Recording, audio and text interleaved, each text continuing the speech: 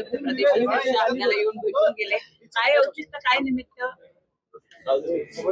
भारतीय जनता पक्षाचे राज्याचे प्रदेशाध्यक्ष सन्माननीय रवींद्रजी चव्हाण साहेब आले होते. आज दुपारी आमची मुख्यमंत्री महोदयांच्या जवळ सुद्धा भेट झालेली होती. त्या भेटीचं कारण वेगळं होतं ते मी आपल्याला सांगेनच. ते आले होते की राज्यभरामध्ये जे काही जिल्हा परिषदेच्या निवडणुका झालेल्या आहेत त्याच्यात आपण कशा पद्धतीने वाटचाल महायुती म्हणून करू शकतो या संदर्भामध्ये त्यांनी त्या ठिकाणी चर्चा केली. त्यांच्याकडे माहिती वेगवेगळ्या जिल्हा परिषदांमध्ये काय नेमकं संख्याबळ आहे त्याची होती. माझ्याकडे सुद्धा राष्ट्रवादी काँग्रेस पक्षाचा प्रदेशाध्यक्ष म्हणून माझ्याकडे सुद्धा माहिती त्या संदर्भातली आहे. या बाबतीमध्ये भारतीय जनता पक्षाला नेमकं काय वाटतं, राष्ट्रवादी काँग्रेस पक्षाची भूमिका काय आहे, शिवसेनेची सुद्धा भूमिका काय आहे, याचीच आम्ही चर्चा त्या ठिकाणी केली आणि मग या संदर्भातला निर्णय एकत्रितपणाने लवकरात लवकर कसा करता येईल या दृष्टिकोनातून आम्ही त्या ठिकाणी चर्चा केली. चर्चा अतिशय समाधानकारक त्या ठिकाणी होती, सौहार्दाच्या वातावरणामध्ये होती. भारतीय जनता पक्ष एक आमच्या एनडीए मधला प्रमुख पक्ष आहे आणि स्वाभाविकपणाने मित्रपक्षांचा सन्मान आदर हे करण्याच्या दृष्टिकोनातूनच अत्यंत चांगल्यापैकी चर्चा त्या ठिकाणी झाली. आजच्या या जी उशिरा बैठक झाली त्याच्यामध्ये प्रामुख्याने काही आमदारांमध्ये देखील नाराजी व्यक्त करण्यात आली अशा पद्धतीची माहिती होती. खास करून विलीनीकरणाच्या अनुषंगाने नाही, त्याबद्दल कुठली चर्चा त्या ठिकाणी झाली नाही. या सगळ्या कल्पकल्पित बातम्या त्या ठिकाणी आहेत. अतिशय एकत्रितपणाने एकसंघपणाने विधिमंडळ राष्ट्रवादी काँग्रेस पक्ष, राज्यातला राष्ट्रवादी काँग्रेस पक्ष ज्या धीरोदत्त पद्धतीने संयमाने आणि योग्य ती भूमिका घेत बहिणी मुख्यमंत्री पदावरती संघटनेची धुरा ज्या पद्धतीने मात आहेत त्याबद्दलचा विश्वासही व्यक्त करण्यात आला आणि त्यांच्या पाठीमागे ठामपणाने सर्वांनी उभं राहावं आणि पक्ष संघटना मजबूत करावी एवढं तर कालच्या बैठकीचं सार होतं. याचा वृत्तांत मी त्या ठिकाणी दिला. आज माननीय मुख्यमंत्री महोदयांची मी, आमच्या उपमुख्यमंत्री सुनेत्रा वहिनी, राष्ट्रीय कार्याध्यक्ष प्रफुल्लभाई, ज्येष्ठ मंत्री हसन मुश्रीफ आणि पार्थ पवार आम्ही मुख्यमंत्री महोदयांची भेट घेतली आणि दादांचा जो अपघाती मृत्यू झाला या संदर्भामध्ये आम्ही त्यांना एक निवेदन दिलं की या संबंध प्रकरणाची सीबीआय मार्फत चौकशी त्या ठिकाणी करावी असं मुख्यमंत्री महोदयांना आम्ही निवेदन त्या ठिकाणी दिलं.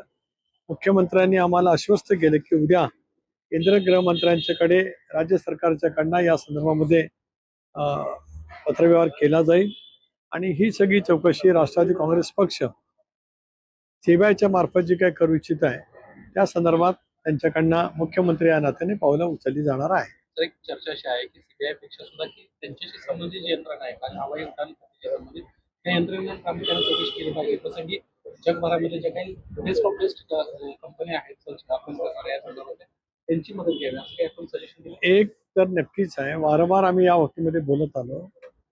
ज्या दिवशी दुर्दैवी घटना घडली त्या दिवशीच त्या खात्याचे केंद्रीय मंत्री नायडूजी तिथे होते, मुरलीधर मोहोळजी सुद्धा होते. त्याच्यामुळे एक स्वायत्त संस्था अशा पद्धतीच्या दुर्दैवी विमान अपघाताच्या संदर्भात भारत सरकारने यापूर्वी नेमलेली आहे.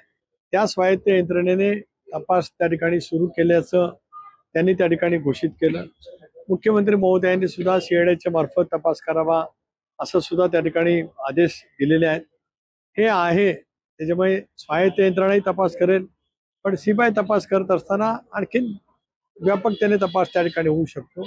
ज्या वेळेला स्वायत्त यंत्रणा तपास करत असतात त्यावेळेला बाह्य देशांतील सुद्धा अशा अपघाती प्रकरणाचा जे काही तपास करत असतात त्यांची मदत त्या ठिकाणी होऊ शकत असते. त्यामुळे आमची राष्ट्रवादी काँग्रेस पक्षाची मागणी आहे की सखोल पद्धतीचा तपास त्या ठिकाणी व्हावा. या संदर्भामध्ये जे जे काही मुद्दे उपस्थित होतात त्या मुद्द्यासह तपास त्या ठिकाणी केला जावा आणि हा तपासाचा निष्कर्ष लवकरात लवकर राज्यातल्या नव्हे तर देशाच्या जनतेसमोर आणावा ही राष्ट्रवादी काँग्रेस पक्षाची प्रामुख्याने भूमिका होती. म्हणूनच उपमुख्यमंत्री म्हणून वहिनी प्रफुल्लभाई, मी स्वतः प्रदेशाध्यक्ष म्हणून मुश्रीफजी आणि पार्थ आम्ही आज मुख्यमंत्री महोदयांशी भेट घेतली आणि प्रदीर्घ चर्चा त्या ठिकाणी. साहेब, तुम्ही अनेक वर्ष कॅबिनेट मंत्री होतात. आता जिरवळांचं जे प्रकरण झालेलं आहे तुम्ही तुमच्या मंत्र्यांना काय सल्ला द्याल? कारण की अशा स्वरूपामध्ये मंत्र्याला एक अधिकारी त्यांच्या खात्याचा त्यांच्या डिपार्टमेंटमधला कार्याचा सापडणं शेवटी एक प्रशासकीय तर बाब आहेच आहे, पण त्या मंत्र्याची त्या शासनाची किंवा पक्षाची सगळ्यांचीच प्रतिमा मलिन करणारी गोष्ट आहे. हे प्रतिमा निश्चित मलिन होते. त्याच्यामुळे आपल्या कार्यालयामध्ये नेमला जाणारा स्टाफ हा सुद्धा चिकित्सा करूनच त्या ठिकाणी नेमला जावा. हे स्पष्टपणाची सूचना मंत्री म्हणून मंत्री कार्यालयाकडे गेलीच पाहिजे की अशापैकी कुठली गोष्ट खपून घेतली जाणार नाही. याची खबरदारी सर्वांनीच घेतली पाहिजे. कारण शेवटी अशा घटना ज्या वेळेला घडत असतात त्याच्यामुळे सरकारच्या प्रतिमेवरती परिणाम होत असतो.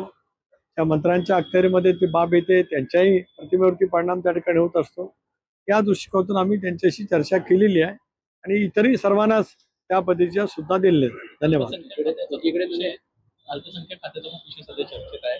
बहिणीची तुमची चर्चा नक्कीच झाली असेल. अधिकाऱ्यांवर कारवाई झाली पाहिजे किंवा चौकशी झाली पाहिजे अशी एक मागणी तर त्यांच्या सह्या आहेत आणि पौराणिकावर सह्या आहेत. स्पष्टपणानेच आहे. राज्याचा रूल्स ऑफ बिझनेस जे नियमावली सांगतो त्या पद्धतीने कुठलाही निर्णय हा मंत्री महोदयांच्या स्वाक्षरीशिवाय सरकारी होत नसतो. अशा वेळेला ज्यांनी कोणी असे आदेश काढलेले त्याची चौकशी व्हावी, त्यांच्यावरती कारवाई केलीच गेली पाहिजे. वहिनी सुद्धा त्या संदर्भामध्ये उपमुख्यमंत्री म्हणून आणि त्या विभागाचा पदभार त्यांच्याकडे असल्यामुळे अशाच पेच्या सुद्धा त्या ठिकाणी दिलेल्या आहेत. धन्यवाद.